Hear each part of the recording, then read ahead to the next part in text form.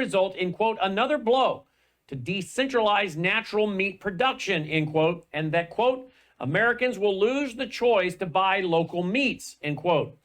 Malone writes that this was swiftly followed by an abbreviated comment period, which closed on March 25th, and then immediate implementation of the rule change. The rule is based on a perceived need to limit whitewater levels of nitrogen and phosphorus coming from animal meat processing, mirroring the WEF, or the World Economic Forum agenda, to minimize nitrogen runoff from European farms, which indeed has sparked the widespread farmer protests throughout the European Union.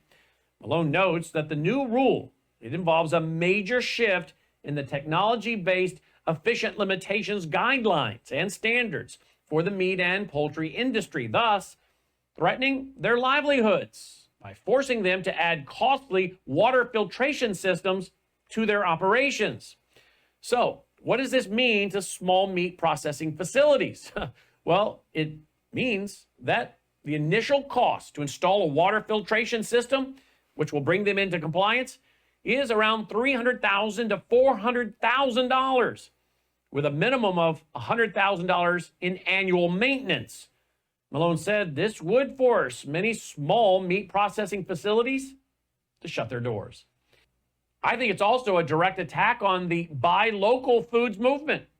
If local meat processors no longer have a nearby facility by which they can process their meat, well, they will no longer be able to provide their product directly to the consumer at local food markets.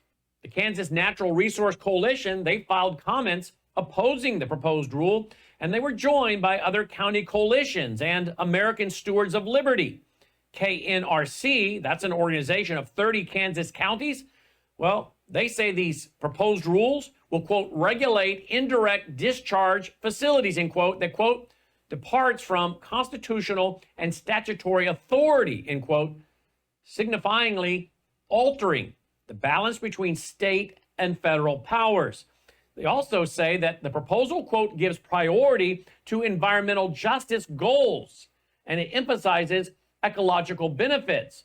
But the EPA, their jurisdiction, is under the Clean Water Act, and it's not based on ecological importance or environmental justice.